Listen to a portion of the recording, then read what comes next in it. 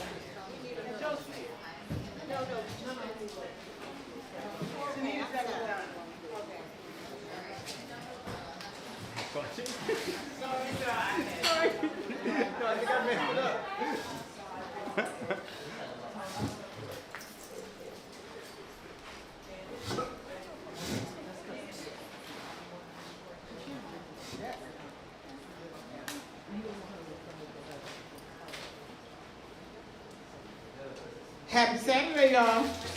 Happy Saturday. The rain has cleared out. Anansi is happy. It's a beautiful day, and we're so excited that you are here. Welcome to the Wilmington Black Storytelling Residency culminating event. Show some love for the sellers. This is so exciting. My name is Tahira. I spell my name with all capital letters for many, many reasons. And one of those reasons is because I've been given the honor and pleasure of founding and shaping and creating this program and this residency, which is its second annual Wilmington Black Storytelling Residency. Second annual, because it was in this space last year that we said we're going to make an annual event. And Tina Betts got on the microphone and said, yes, I made it say it in front of people, we'll record it. Yes, and we're doing it again, and we're so honored to do it again. For the last 6 days, almost 7 days, 6 days, these tellers have been studying under master artists. They have been studying, they have been researching, they have been exploring the art of not only storytelling, but dance and drumming, and songwriting, and they are in this intensive study expected to culminate with an original work, either an original adaptation of a folk tale or folk work, or an original work. They come and they're in this pressure cooker situation, you understand? This pressure cooker situation. And what bubbles up to the top, you will see tonight, is excellence and professionalism and creativity and all those things, and I'm so excited. So I want to bring up real quick though, where's Jonathan? Because I feel like I'm gonna forget. Jonathan just went out. Oh, okay, see, I tried. All right, I tried. When I say I go, you say I may. I go? Amen. I go? Amen. Because I really do want to give honor that it was his vision that he gave it to me to manifest. He was the one that had the vision in the first place. So before we do anything, I need y'all to give it up for my brother, Jonathan Whitney.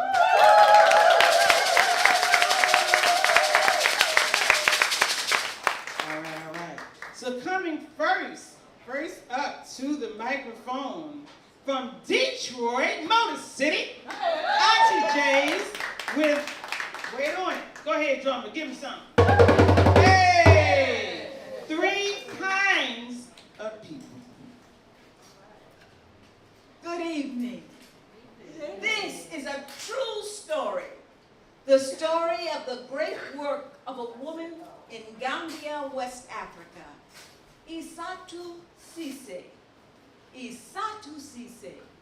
There was a time in Gambia when we carried our belongings, our water, our goods, our clothing. We carried in clay pots, woven baskets. When they wore out, cracked, or were no further use, we left them on the side of the road. The sun, the weather, the traffic, they became the earth again.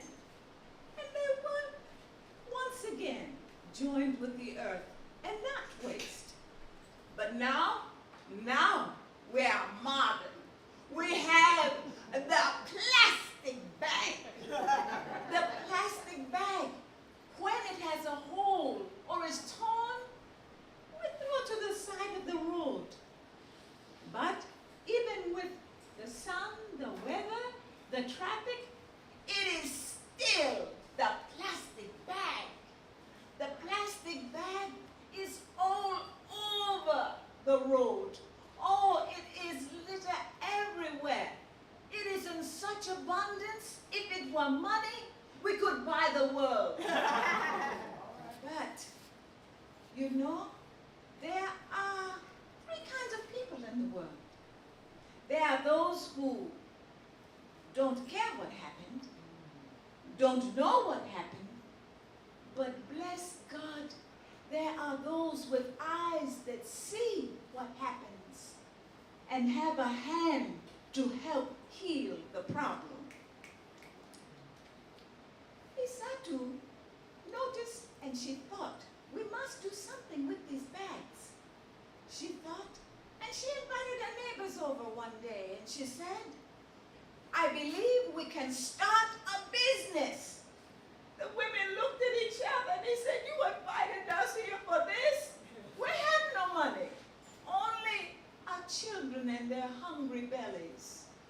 She said, we will take this plastic and make a terrible, terrible thing into an opportunity.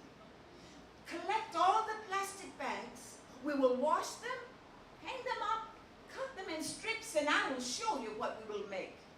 They collected all the plastic bags from the dirt, the mud, the road. Oh, they collected them and they washed them as if they were clothes and hung them up on the line. Oh, you know, there was much laughter in the village. You foolish women washing plastic bags. How many know that you cannot see the destination while you are on your journey? They cut them and they made what we call klan. With crochet hooks, they wove and they made tote bags, purses. Oh, they made of various colors. And one day, they had a pile. They carried them off to the marketplace. The women with hopeful hearts spread them out on the table. They spread them all out on the table. And don't you know, they went like hot yam cakes. Oh, yes, they did. The women went home that day with their heads held high and money in the pocket. Oh, yes. They had money to feed the children and to buy the clothes for them to go to school. They were proud. They were happy. Isatu Sise, she was a woman, the third kind of person, who brought her women with her.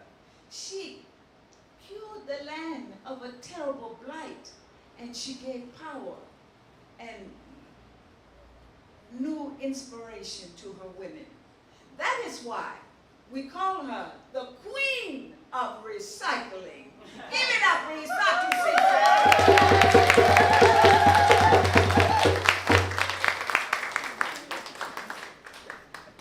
Won't they do it? Won't the women do it, Joe? Won't the women do it? Yes, indeed. Now, from West Philadelphia, born and raised. Oh, but not her yet. I just want to see if y'all remember. My dear, dear sister, by way of Denver, she lives in Cleveland now. The goat and the donkey, welcome Donna Willingham.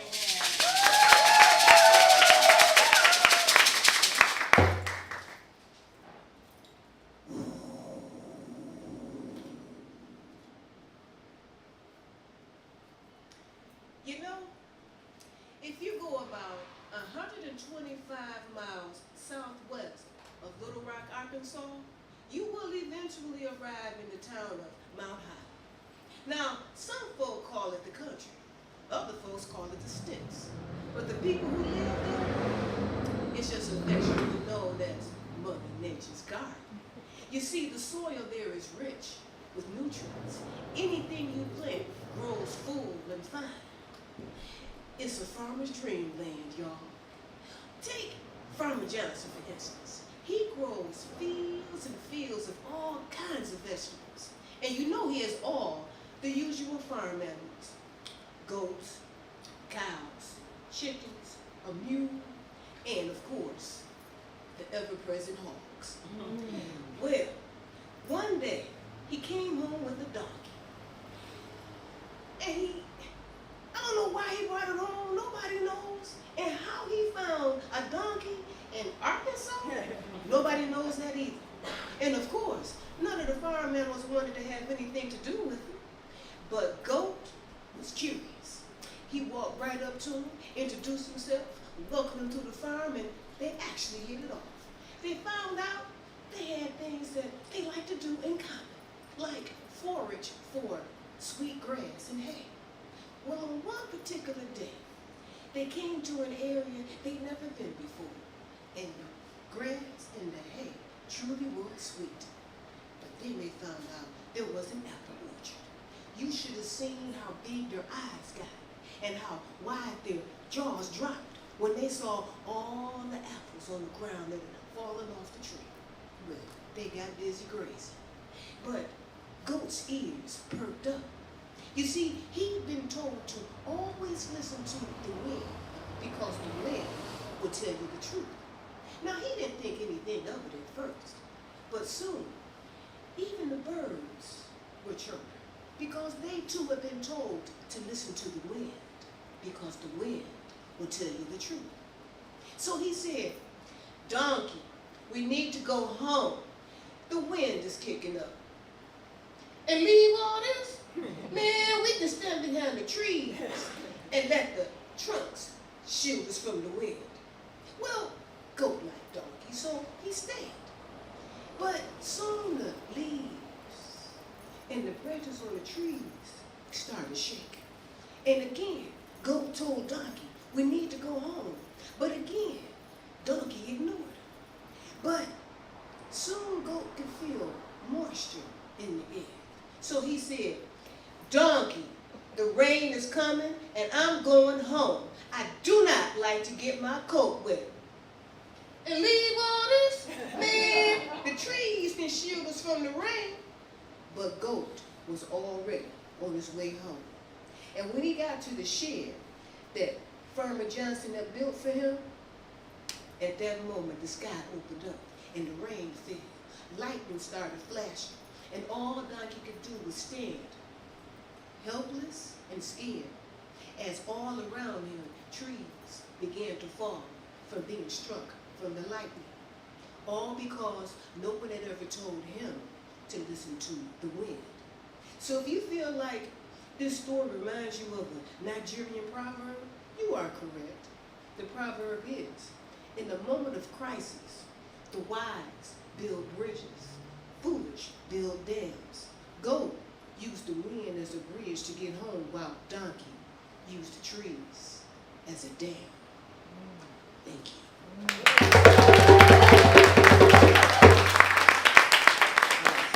Outstanding. Guess where Tony from, y'all? West Philadelphia, born and raised. I was so anxious to say it. Give it up for Tony Love, y'all. Everything must change. Mercy, mercy me. Things ain't what they used to be, no. Where did all the blue skies go? Poison in the wind that blows from the north and south and east. Mercy, mercy me. I never wanted to be a desk. I loved it in the forest. My branches would reach up close to the clouds, and the feeling of the wind blowing through my leaves beautiful music that the birds made when they chirped by. And then sometimes the animals would rest at my feet for shade. And every once in a while, a human would come by and tap me for some sweet nectar for their flapjacks. But I didn't mind because I still felt free. And one day, these dusty loggers came by and chopped until me and my family hit the ground. They hauled us off and sent us down the river to the mill, and I was cut up and soldered to this cold, dark piece of iron and made into a desk. Mercy, mercy me, things ain't what they used to be, no. So here I am, this is the second school that I've been to. The first school had real tall ceilings, multiple rooms, beautiful clean floor and white walls and big windows. But the children, as soon as the teacher turned his back to go to the outhouse, they would take out their pocket knife and carve, letters and shapes into me. Some would take the top of me and just slam it down because they liked the way it sounded hitting the iron. Some would beat on me. Such mischief. And then one day, the headmaster came in and said, we're getting all new desks. And the old desks are going to go to another school. So here I was again, hauled off to this school where I am now. The Buttonwood School, which is right here in Delaware. And so it was just a one-room schoolhouse. The floors were clean, but not so shiny. The windows weren't as big, but the children looked like they were coated with different shades of chocolate. But when they ran out in the sun, they didn't melt. And when the teacher left, I would hear laughter and whispers about who liked who and who was teasing who, and sometimes they would take their books out from under me and just read because they were so happy. And they, every once in a while, would take out some oil and shine me up. I just felt so loved. I think I'm gonna like it here. Mercy, mercy me. Things ain't what they used to be, no. Where did all the blue skies go? Poison in the wind that blows from the north and south and east. Mercy, mercy me. Things ain't what they used to be, no.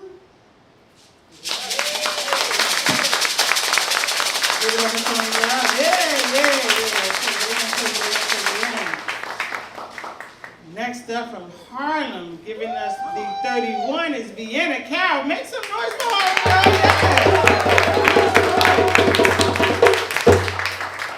Swing low, sweet chariot, coming for to carry me home. Swing low, sweet chariot, coming for to carry me home. Some of our ancestors are heroes and we don't even know their names. But we are finding out more about them every day. We are lifting them up, honoring and revering them. Like, for instance, 31 Africans on the ports of Baltimore in 1826. Now, when you first encounter them, they don't look very heroic. There they are, shackled and bound by neck, waist, and foot, headed to the deep south. The history books tell us the name of the sniveling snake who was selling them, but we need not call it here. Right. The books also tell us that he was selling them into deep South death. They were going to be worked to death in 3 to 5 years, for sure. So there they were, and they were herded onto the boat. Did they despair? Swing low, maybe. But among them was a High John the Conqueror, was a Brer Rabbit, was a lion. And so they urged those 31 men to pray and watch and wait. And there they were in the dark hull of the ship. The sun went up and the sun went down. The waves beat against the boat. And on the 5th day, these men rose up and they killed the captain. They killed his first mate and threw them overboard, but not before getting the keys so they could take themselves out of those terrible chains. They had kept a third crew member who unfortunately could not navigate the boat, and neither could any of them. So they drifted, and they watched, and they prayed, coming for to carry me home. And on the 5th day, I looked over Jordan, and what did I see? There was a ship on the horizon, and it came closer to them, and it turned out to be a whaling ship. Now, y'all might not know, but in the 1820s, black men were 25% of the folks who were working the waters in the United States. They were especially active on whaling ships because whaling was long and dirty work. You would be out for 2 years sometimes, and you wouldn't be coming home. And they were always short of crew, so they didn't ask questions. And they would take on whatever crew. So this whaling ship took 17 of these men. A band of angels coming after me, coming for to carry me home. And so they went off, but there's 14 left on the boat. Did they despair? Maybe. But among them was High John the Conqueror, was Brer Rabbit, and was the lion. So they watched, and they waited, and they prayed. And on the 3rd day, another boat comes on the horizon. And it's a friendly boat. If you get to heaven before I do, coming for to carry me home. And this boat picks up the 14, and it brings them to New York City, where they are able to disperse into the free black population and disappear from captivity, having freed themselves from slavery. Hallelujah. Tell all my friends I'm coming for to carry me home. Swing low, sweet chariot, coming for to carry me home. Swing low, sweet chariot, coming for to carry me home.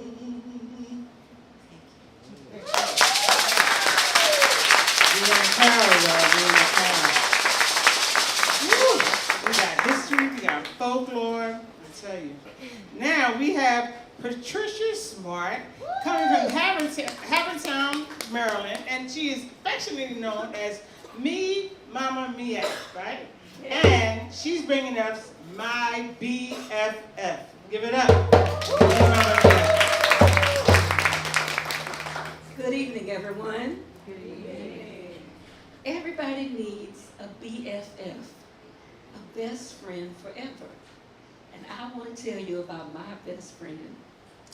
Now, she came to me from all the way westward from Topeka, Kansas, and moved all the way to Akron, Ohio. Now, she was a little bit older than me, but the strange thing but true is that she and I graduated just 1 month apart from each other. You see, when she was in high school, she wasn't able to finish because in those days, folks a lot of times had to quit school to help the family with the bills. It must have taken her a lot of courage to go back to school and finish that one semester. But she was a tough cookie. She did it. And when she came to me, I'm telling you, folks said we looked a lot alike. Her favorite expression was, God is good, child. Will y'all say that with me? God is good, child. God is good. And a lot of good things happened to us over the years as we grew into each other. She taught me how to do a lot of things. She taught me how to grow a garden, to tend a garden, and not just vegetables, because, you know, that was really important to have that special food ready and make it made healthy for our families. But she also taught me about herbs and medicinal things. And I'm sure she learned those from somebody that was one of her relatives. Probably went all the way back. I'm sure it did. All the way back to the motherland. So I'm privileged that she taught me those things. There were other things we did together.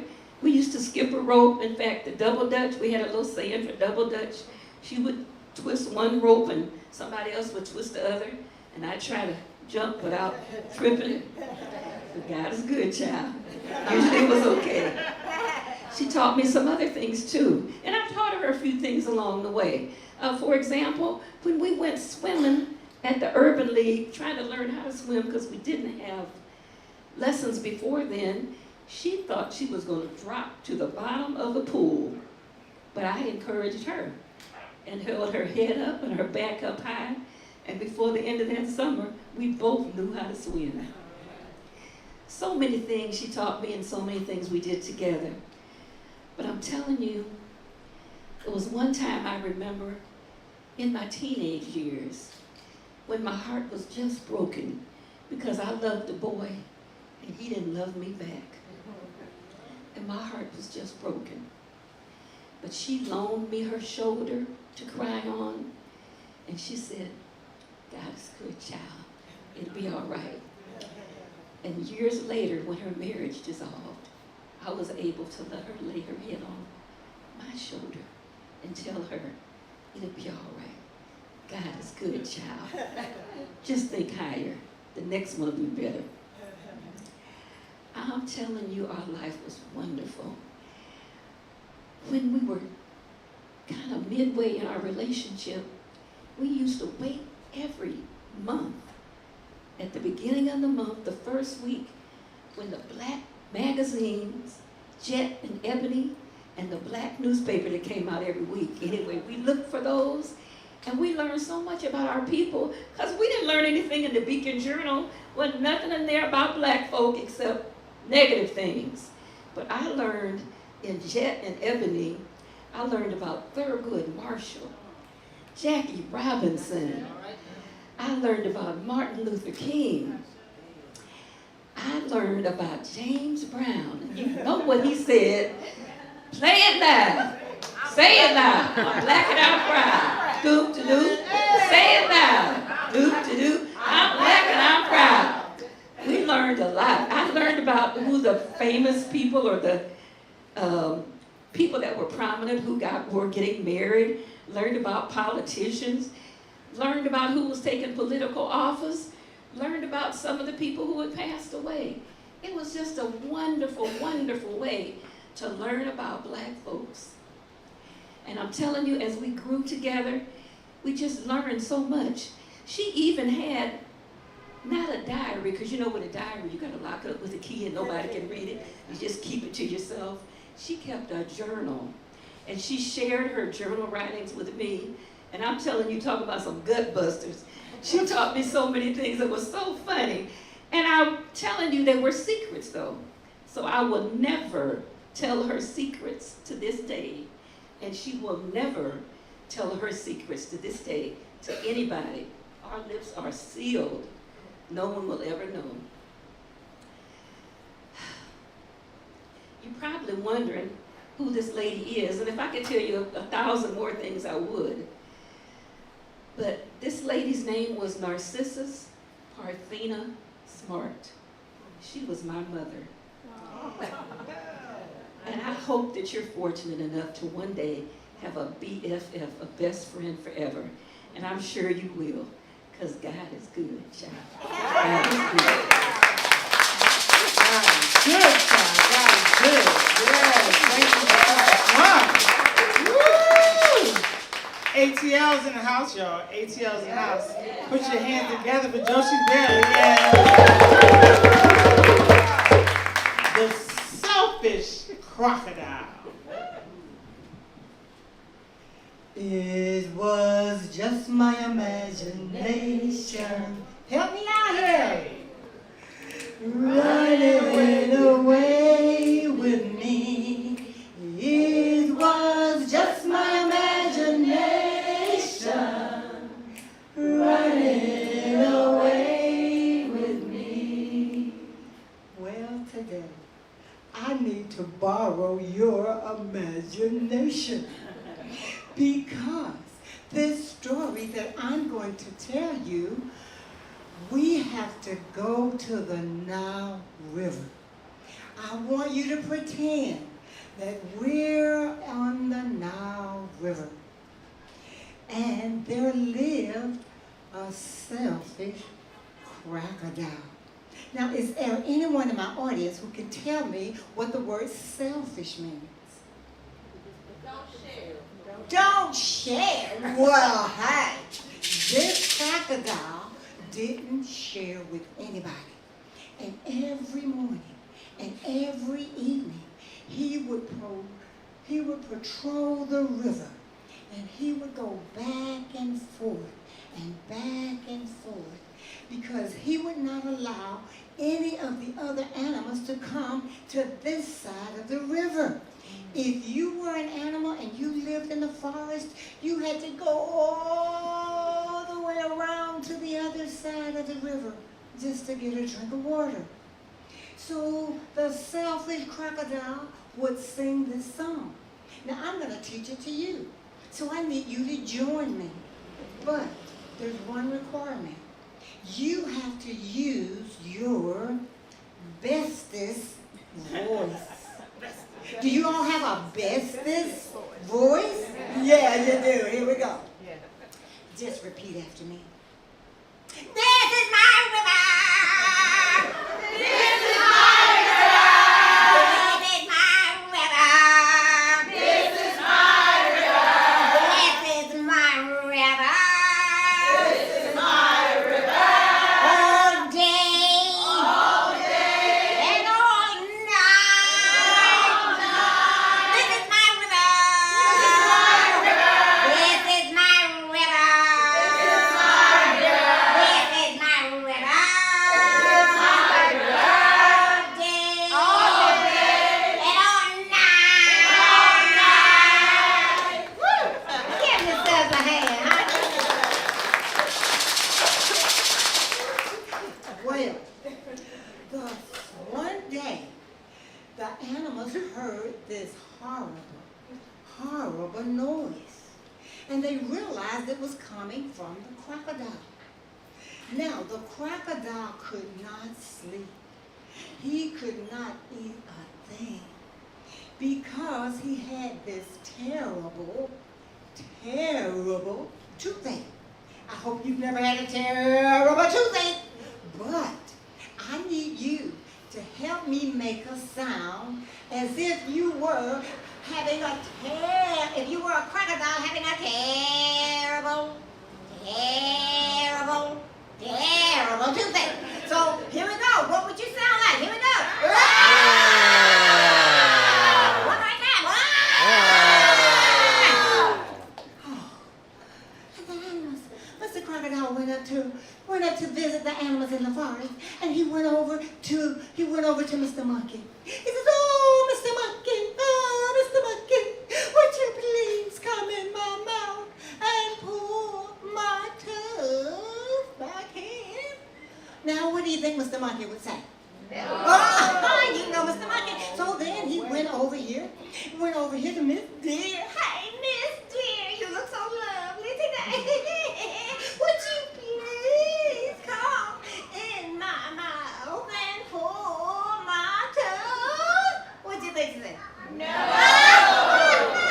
Well, the crocodile couldn't get in that bush too. Well, all of a sudden, Mr. Squirrel jumped on Mr. Crocodile's back, came over there and snatched out that crocodile's tooth and took it over there and buried it in the sand. Mr. Crocodile was so happy that somebody had mercy on him and pulled his tooth, that he decided that I will never, ever be selfish again.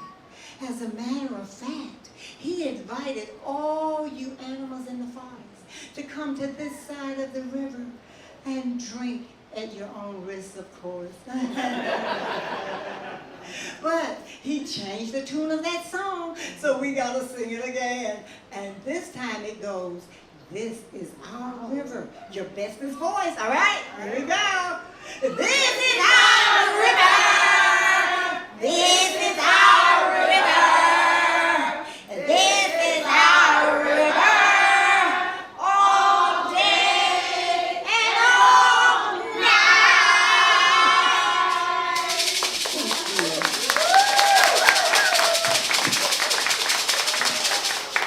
Just barely, y'all. ATL, yeah. Y'all did a good job with that. Hey!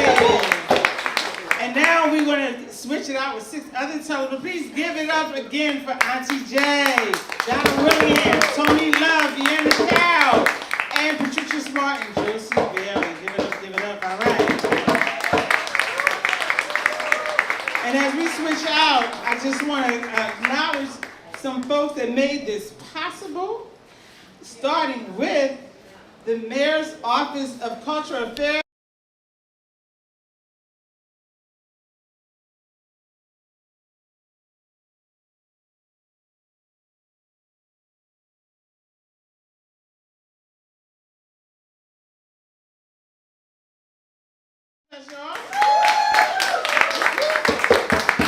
And the Urban Artists Exchange, and you're in the community room right now of the Urban Artists Exchange. We have some time. We're going to have Sister Tish come up and tell us a little bit about that.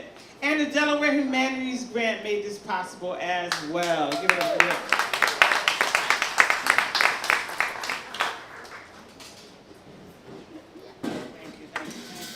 So we got 6 new storytellers. Don't they look good though, y'all? All of them.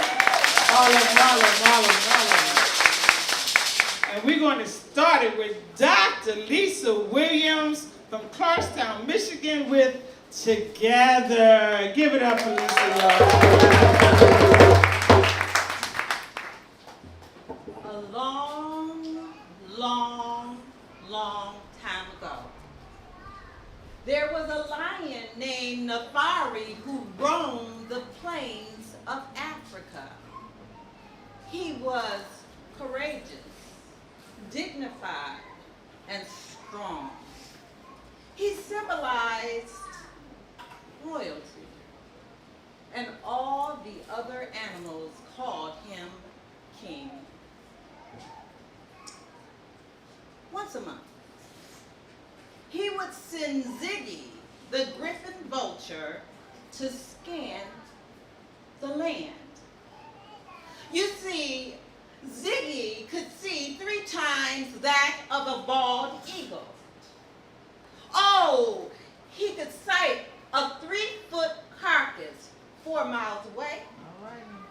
He could go up into the air 37,000 feet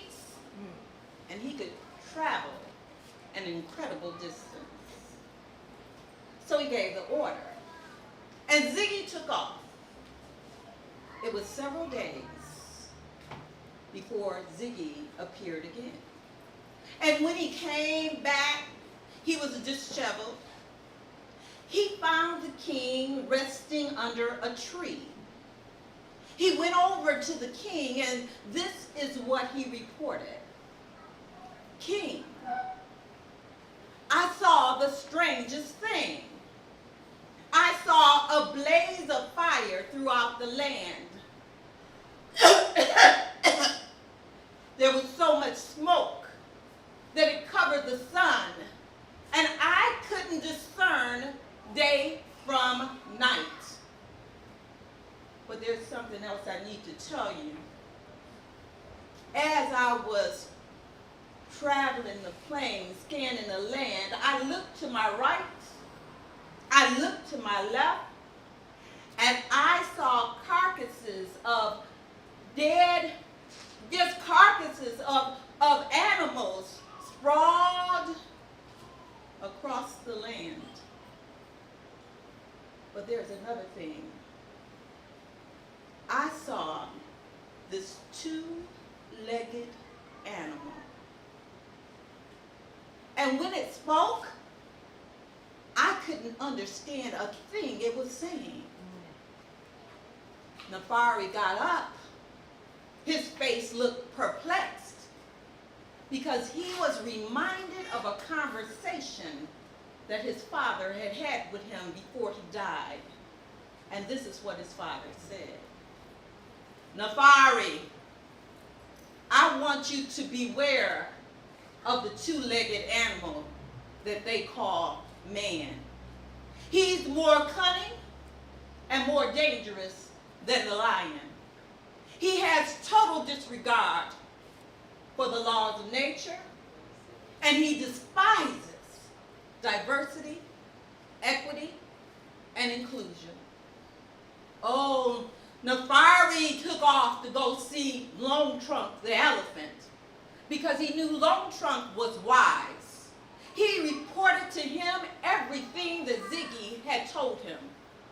And then Lone Trunk took off and met the herd. They put their trunks together, they put their heads together, and they began to devise a plan to beat this beast. Several days had passed. When all the animals gathered together and they began to follow Ziggy to the two-legged animal's campsite. Oh, but there was somebody else that we need to talk about that was involved in this plan. It was the hyena. You see, the elephant had decided to include the hyena in his plan because he knew that the hyena was cunning and deceptive. And there was rumors that the hyena can sound like the voice of man. And in fact, he could talk. And when he talked or when he spoke or when he made his sound, it sounded like the individual names of man. So they included him in their plan. They took off, following Ziggy as he moved towards the campsite. They began to cough and rub their eyes from the smoke. And then they kept going. And they looked to their right, and they looked to their left, and they saw their families, they saw their friends, and they began to weep at the carcasses of their families and friends. And then they began to curse, and they began to cuss and curse the future of this beast. Oh, they took off.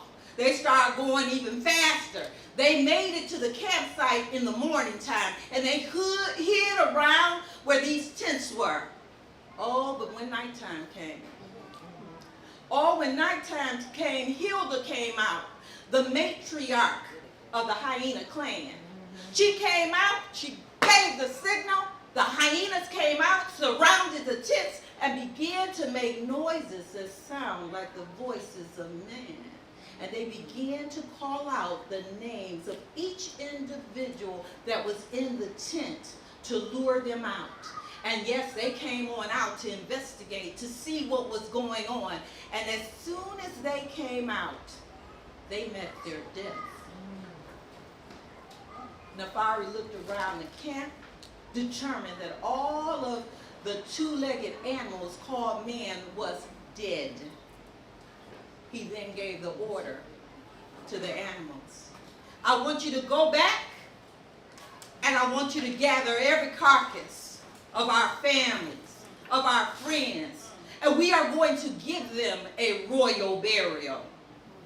But for these carcasses here of the two-legged beasts, he looked at Ziggy, the vulture, and all of his family, and he said, this is your feast.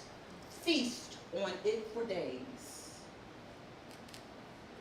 Then after that, their experience was this. They went unbothered by the two-legged animal called man for years. If you want to go fast, just go ahead and go alone. But if you want to go far, go together. Go. Dr. Richard Williams, give us a redeemer story. Yes, thank you so much. So you've heard personal stories, you've heard folk tales, you've heard historic stories, and bringing up and representing ATL. ATL is well represented. Have you heard the names I've been calling, right? We have folks from across the country that came to Wilmington, Delaware to learn about Black storytelling. And Wilmington, Delaware is the place to be somebody, y'all, all right? So this is Renee Brown with somebody y'all might have heard of, a story called Harriet Tubman. Give it up now, give it up. Oh, freedom, oh, freedom, oh, freedom over me. Before I'd be a slave, I'd be buried in my grave and go home to my Lord and be free. Hello, Wilmington. Hey! This is not just another rendition of the Harriet Tubman story. No, this is a short story about how Harriet Tubman changed my life. Renee L. Brown. You see, Harriet was born into captivity, and 153 years later, I was born into poverty. And like her, I was determined to be free. For Harriet, freedom was a life out of captivity and away from the plantation. For Renee, freedom was in the achievement of a higher education. Both of us knew. Both of us believed in God. And we knew that with our faith, we could overcome all the odds. Now, neither one of us wanted to go it alone, but inevitably we understood that we could only count on the one who sits on the throne. So you see, when Harriet first decided to escape captivity, she went with the two brothers. They didn't make it. And when they caught our girl, oh baby, they beat her half to death.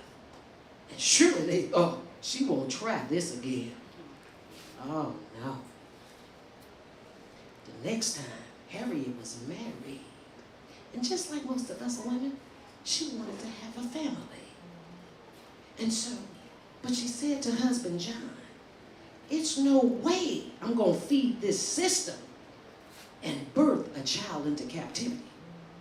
So she said, John, baby, we got to go. Because you know John was a free slave. He was free. He wasn't in captivity. But John was scared. So John said no. And Harriet said, well, baby, I got to go. And so you know the rest. Because she came through these shores, Wilmington. And then she went back and forth, back and forth, back and forth, and block more. And then 30 years ago, 1993, little old Renee out of Detroit was 18. And I was raised with great-grandmother. She was born in 1909. And she said, girl, going to college, you got to be out of your mind. What's that going to do for you? I said, well, just take me and see. So her and my great-uncle drove me from Detroit to Mount Pleasant, Michigan, up to Central Michigan University, about a 2-hour drive. Y'all, they didn't have anything to say to me, because they were perplexed. What is this complex going to do for you? So I just looked out the windows, and I kept dreaming, because God had given me a vision back in '83, and he said one day the world would know me, Renee Brown, for doing great things. But now let me tell you, when I got to good Central Michigan, and I do love Central Michigan, but it wasn't nice when I first got there. So I was met with all the roadblocks. Discrimination, bias, bigotry, racism. But just like Harriet, it couldn't stop me. So I got what I came for. I got that degree, and I got 2 more. But let me tell you really, now 30 years later, I'm a real woman of character. So I got free from poverty. I got that education, but I found me. And so here, let me tell you, me and Harriet talking to all of y'all. Harriet said, Renee, tell them. I know we came a long way, but we got a long way to go. And so we need everybody to know the fight ain't over. Now this is Harriet. She said, good people, if you get tired, keep going. She said, if you get scared, keep going. If you get hungry, keep going. And if you really want to taste freedom, you better keep going. Now, Renee, my saying, don't ever give up. Don't ever give out. Keep the faith and proceed without doubt. Okay? That's it, Wilmington. Thank you. And holla at your girl.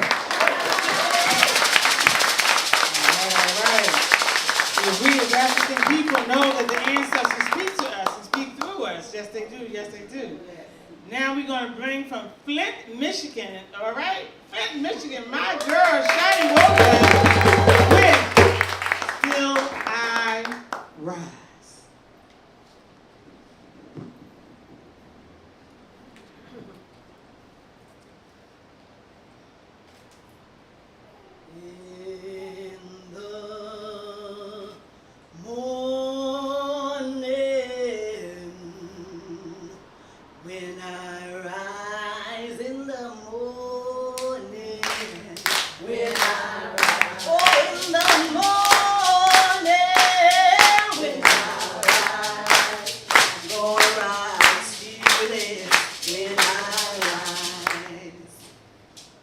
As I sat on the stage in Austin, Texas for the South by Southwest Conference in 2017, my hands were shaking, my stomach was a ball of nerves.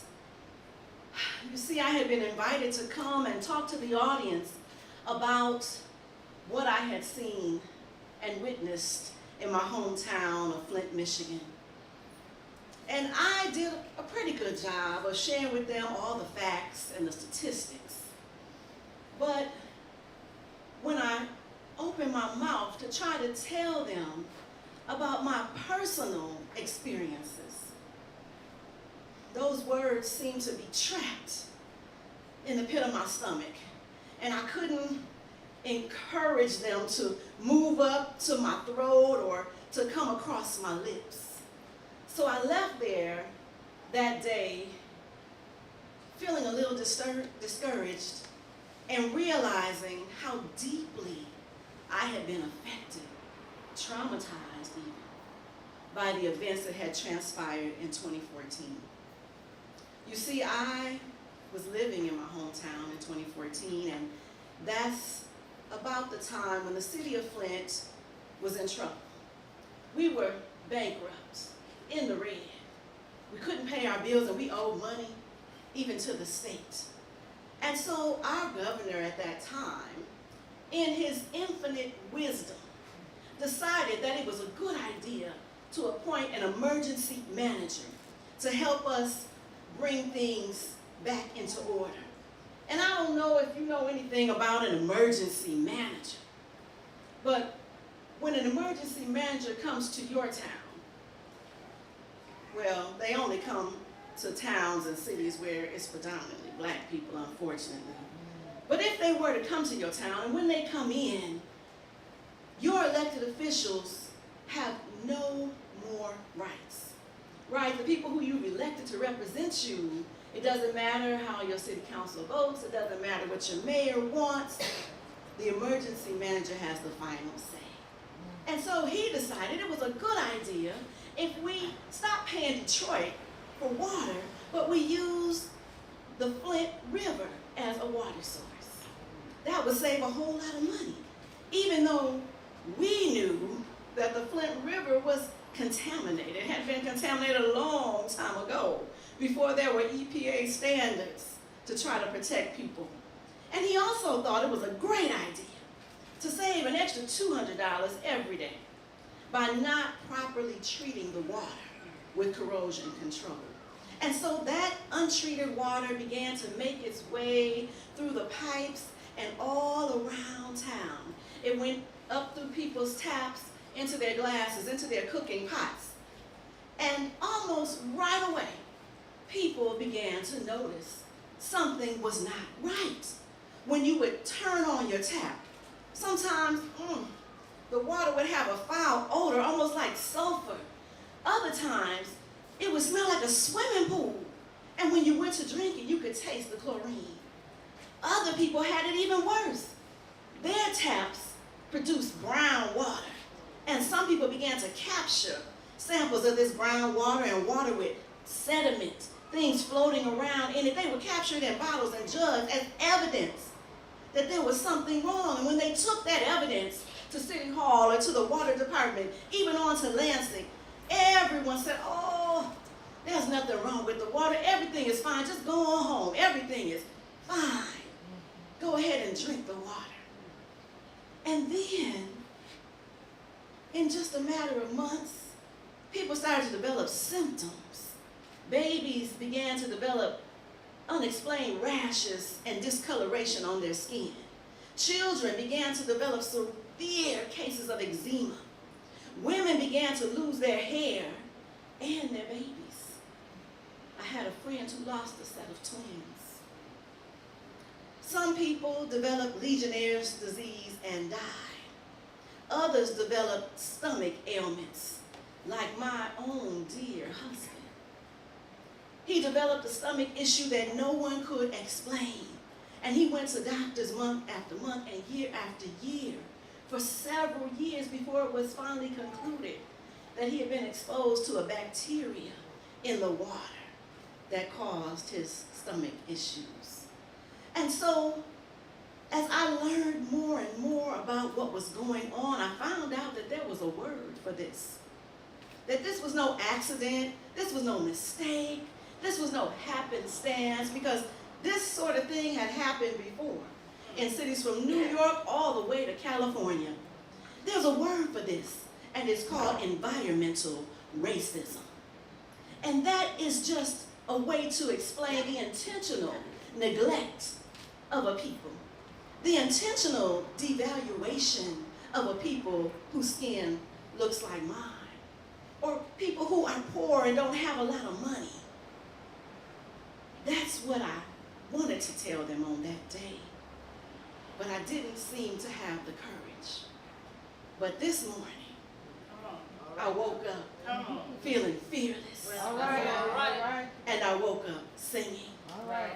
In the morning, when I rise, in the morning, when I rise, oh, in the morning, when I rise, I'm gonna rise, fearless, when I rise.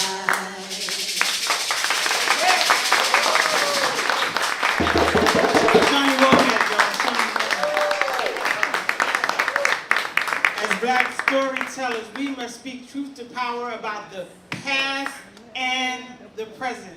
That's what we do. Yes, that's what we do. That's what we do. That's what we do. That's what we do. Chicago's in the house, y'all. Chicago's in the house. Patrice Buckingham.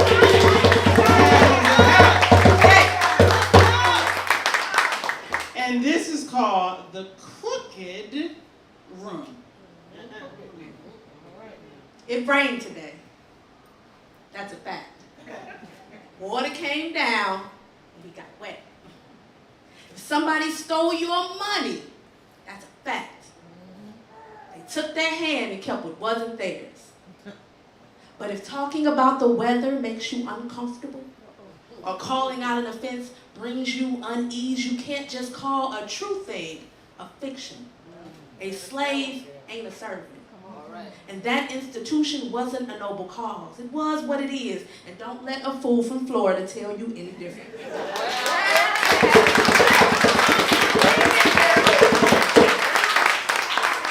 There's a child down there in some school, and she gets up every morning faithfully. Her mama makes sure she all pressed and ready and greased up, and she loves to learn. But what she hearing at the school don't add up. What the teacher said was slavery was a really tough trade school.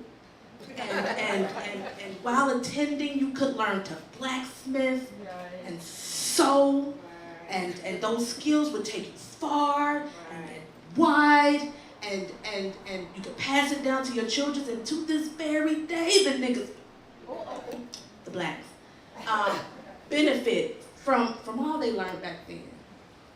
But the child read, and that book said that Africans who could fly sometimes were beaten and stolen and sold and maimed and burned and hung and sold and were just like cattle, not quite human. What the teacher said was so different than the book she read. The school was a crooked room and an upright world.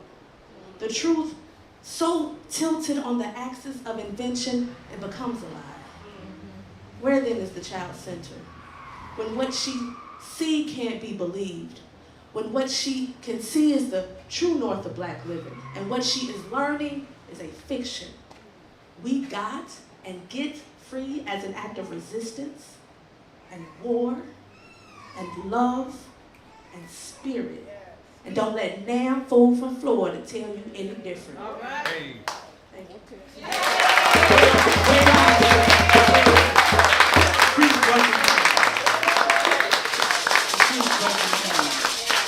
The Crooked Room. I love it. I love it. I love it. We speak truth to what? Power. All right. Yes, indeed. So this Brooklyn lady is called Delaware her home. Welcome to Delaware her home. Give her for our own Angel Jacob Williams with the Desk Remembers. The desk remembers. Yeah.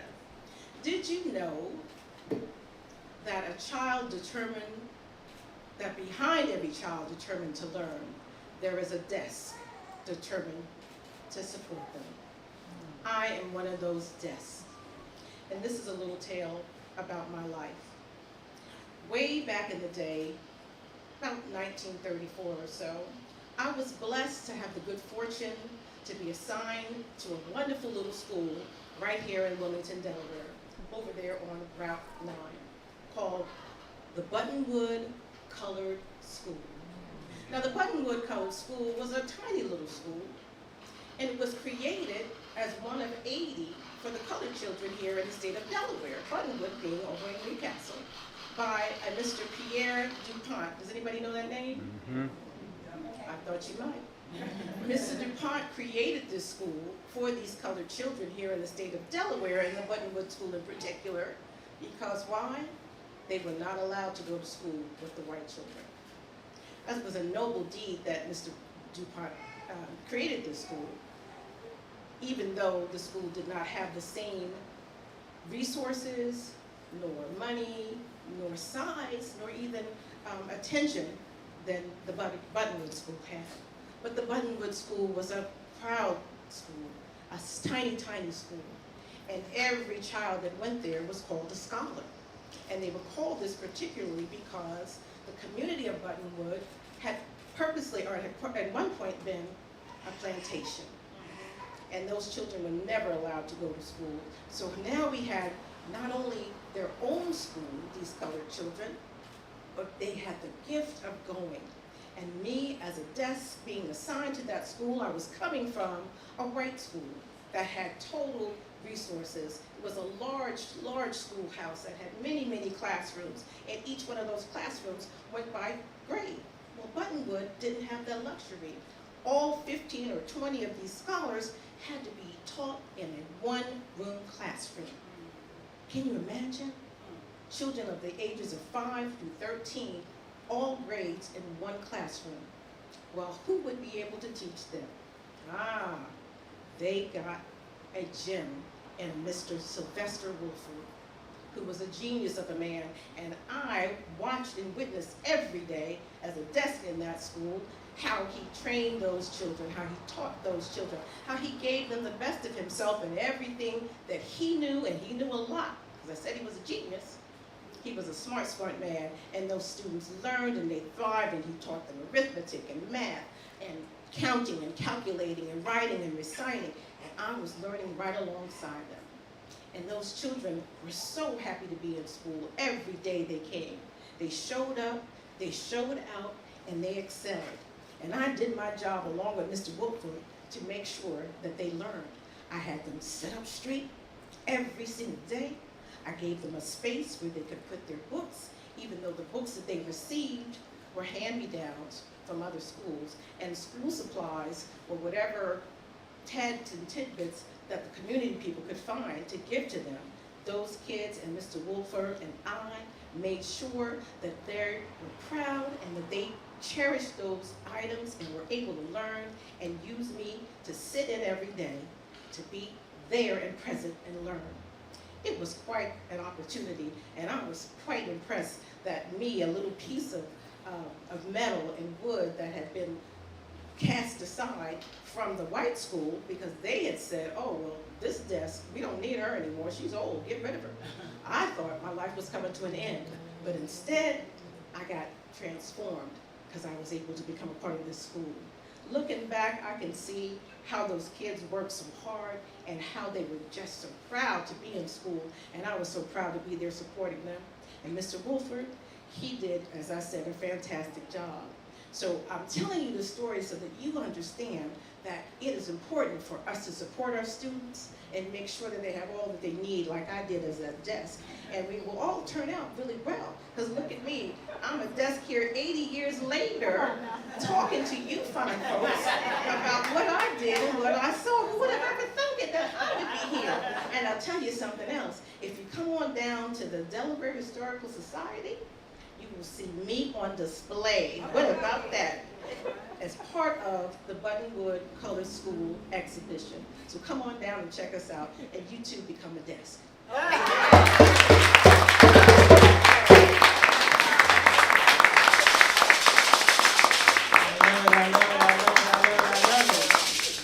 So part of the study and research that these storytellers have went through is studying Delaware history. So we went down to the Delaware Historical Society, we saw the displays, and they were asked to tell a story from the perspective of one of the objects, the Destinator. Tony Love did it, and then Judea did it, and that is also a tool for storytellers in terms of you make history come alive through objects. So give it up again for David. So our Shaggy player, our djembe player, give it up for Johnson in the Hills, from Harlem, New York, the old lady from Brewster. People laughing already because they already know. Here's some numbers. Some of us already know this one. All right. Wolaibo mansea ninkale wolaila simbon mansea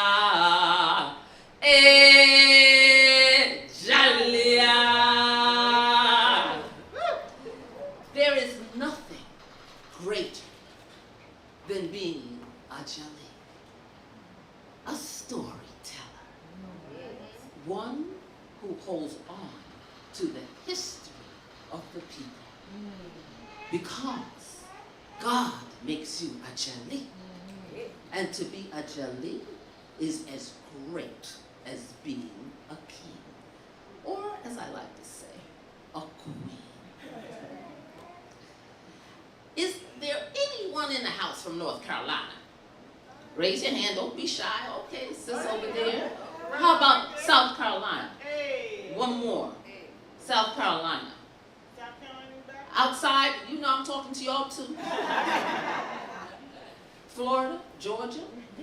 Yeah, I know I got some Georgia sisters here. Well, my father was from Charleston, South Carolina. And many times when I would share that with people, they would say, oh, y'all folks are Geechee. And I would say, oh, okay. But the Geechee and Gullah are terms for African people who were brought over to the coastline of North Carolina, South Carolina, Georgia, and Florida. And their history is very unique and very special because they were on the coast, and they like to say they were not isolated, they were insulated. So they were able to hold on to the linguistic and cultural traditions of the motherland. From Angola, from Benin, from Sierra Leone, from Senegal, from the Gambia, via Barbados.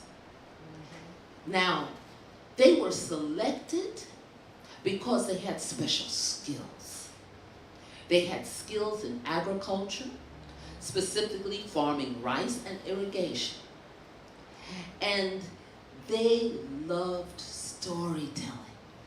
They loved songs. They loved good food. They loved games. And they loved ranky-tanky.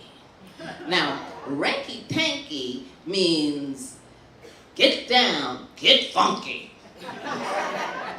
And so the story that I'm going to share with you is one of the many, many ranky-tanky songs. And this song and game and story has to do with an old lady from Brewster. Now, there's some folklore that goes along with it. So during the daytime, if you're visiting, they might tell you that the story is about two little boys that stole some eggs. But at nighttime in the honky-tonks, or if you just happen to be on a porch and sipping on some moonshine or chewing some tobacco, they would tell you that it has to do with these two boys that were sneaking in to visit old Ma Brewster's beautiful daughters. So I don't know which interpretation you want. Whatever interpretation you want, it's yours. But this is how it goes. There was an old woman from Brewster. She had two hands and a rooster. The rooster died and the old woman cried, I can't get eggs like I used to.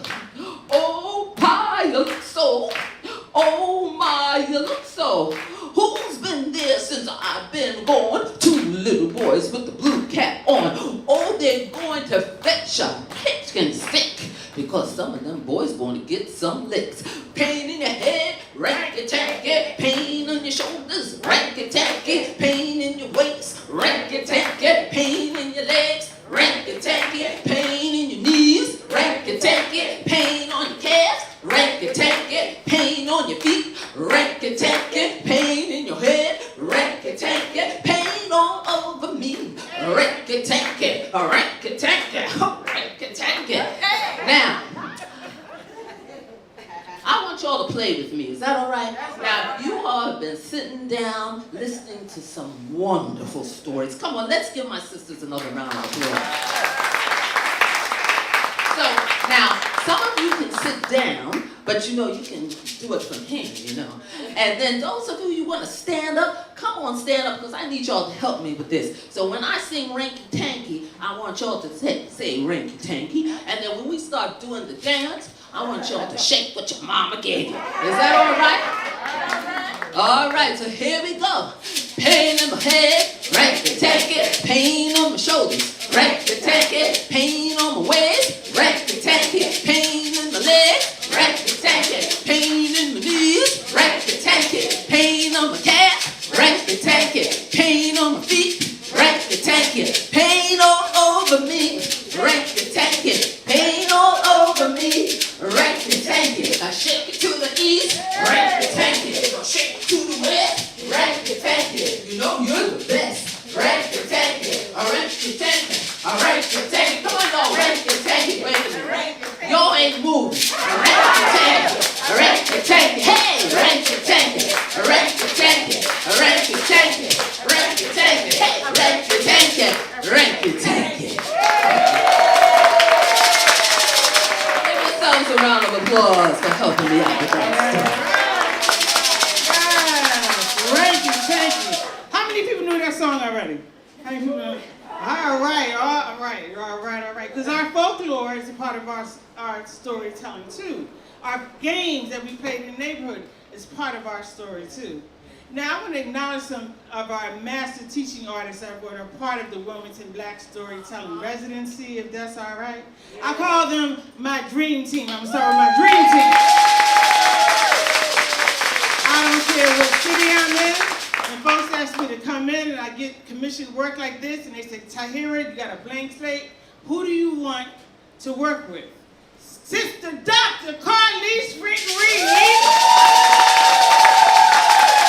Yes, the storytelling scholar. And my sister, Emily Hooper Lansana. Emily Hooper Lansana.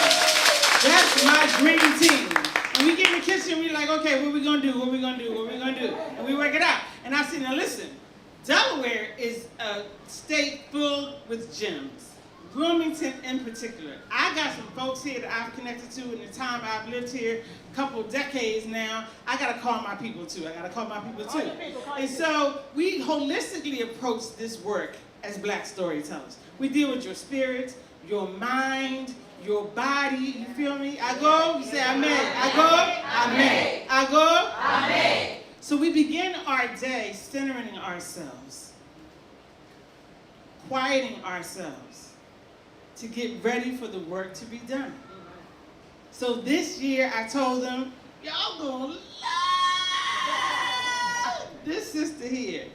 So we began with meditations with Kima.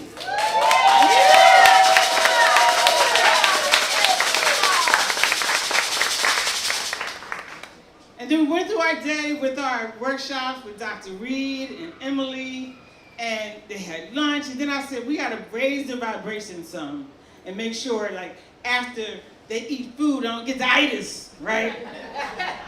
So they're not here, but Paco, who is from Senegal, did drumming with them, and Dr. Tamika Potts did African dance. Can we give it up for them?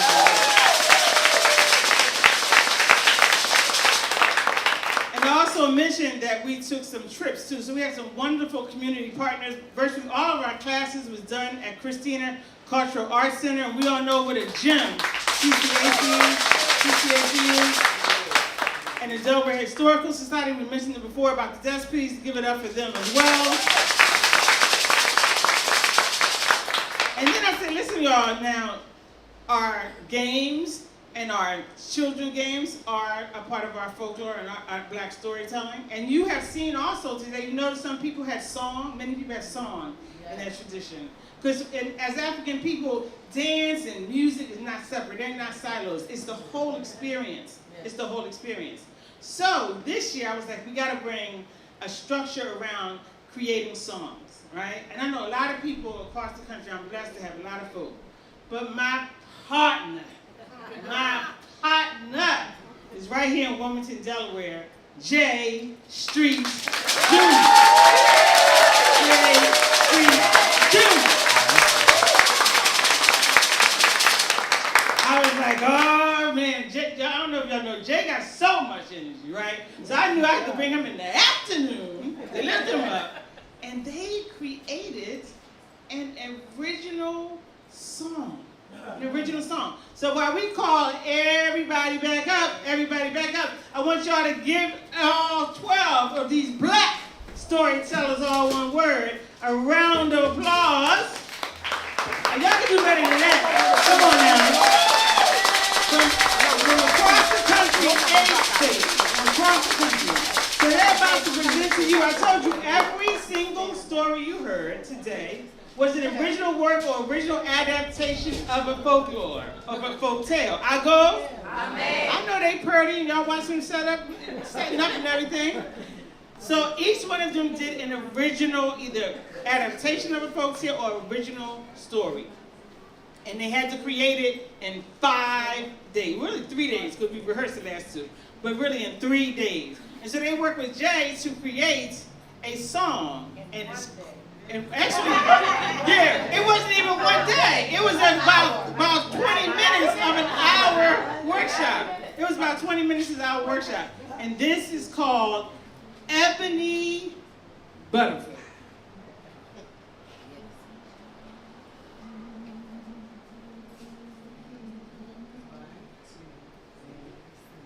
Just when she thought life was over, her new life began. Just when she thought life was over, her new life began. Just when she thought life was over, her new life began. Just when she thought life was over, her new life began.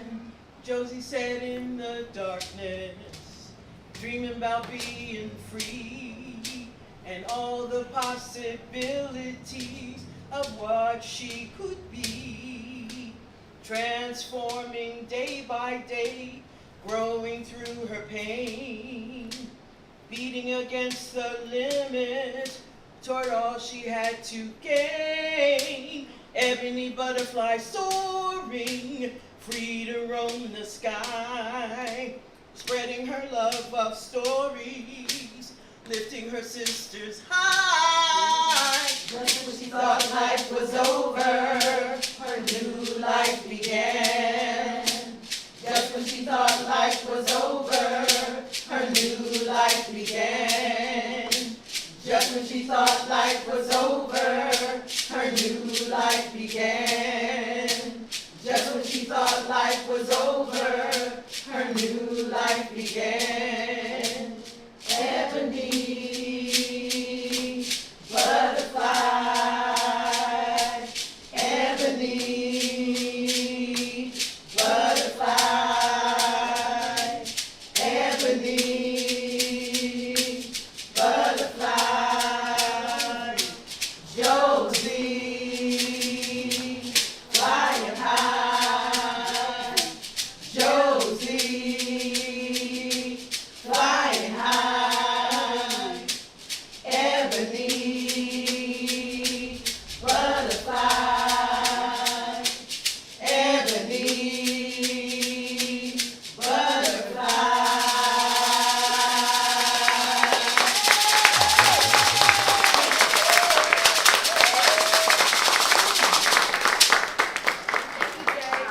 Yes, thank you. Stay right there. Take your pictures and all the things, family. Take your pictures. And I want to also acknowledge one of our community partners, the Episcopal Church of St. Andrew and Matthew, affectionately known as Sam's. They're in the house. Thank you, Sam! Thank you. They were such a wonderful partner. So give it up for the Wilmington Black Storytelling Residency participants.